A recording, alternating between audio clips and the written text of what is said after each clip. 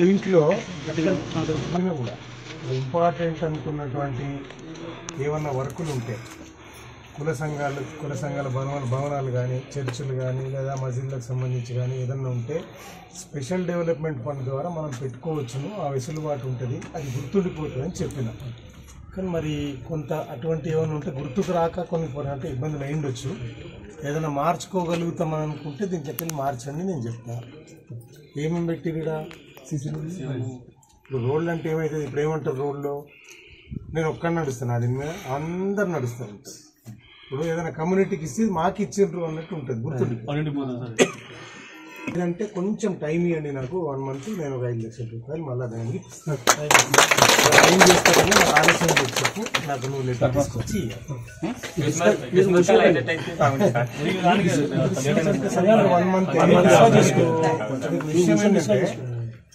ఇది ముందే చెప్పుకోవాలి, ముందు అడగాలి.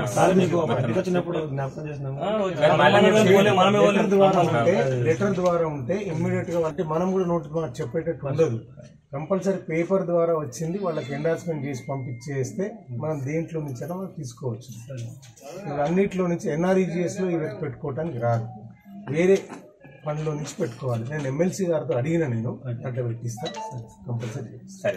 క్రీస్తు జయంతి ఉత్సవములు ఈ దినం నుంచి తండ్రి మరి మా నాయకులు గౌరవనీయులు చింత ప్రభాకర్ గారిని మీ దివ్య దానములో నడిపించినారు.